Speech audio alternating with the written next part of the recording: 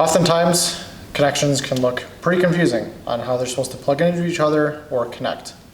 This can be especially true for CS or California standard items, and we actually carry a pretty wide variety of them, but from plugs to receptacles, inlets, and connectors. We carry quite a few now.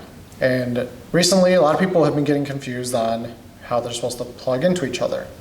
And so we're going to share a few tips and tricks on how to get that perfect every single time.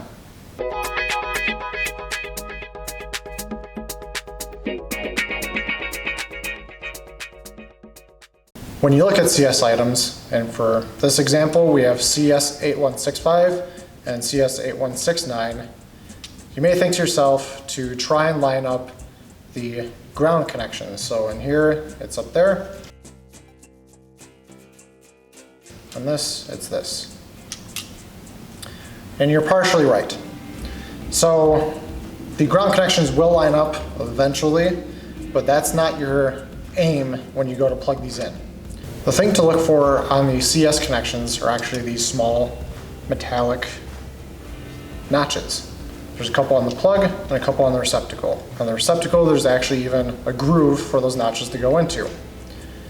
And so when you do get it correctly,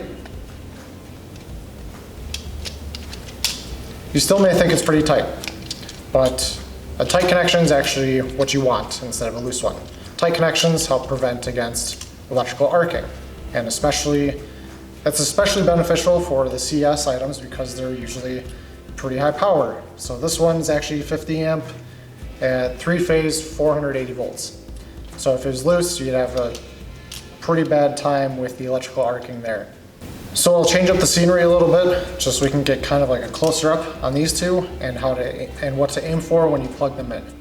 Okay, so we have our little setup here. This is the same receptacle I was dealing with, CS8169, and this is the matching plug, CS8165. And so like I said, kind of want to line up these little metallic notches to this channel right here.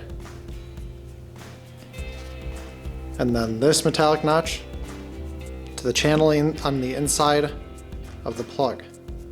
And then it'll be a perfect connection.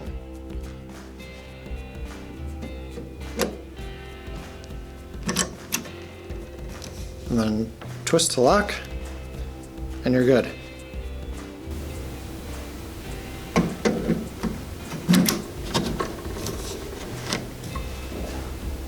So remember to use those little notches and the little channels as your guide instead of using the grounding pin. The grounding pin will end up where it needs to be once you follow those other guidelines.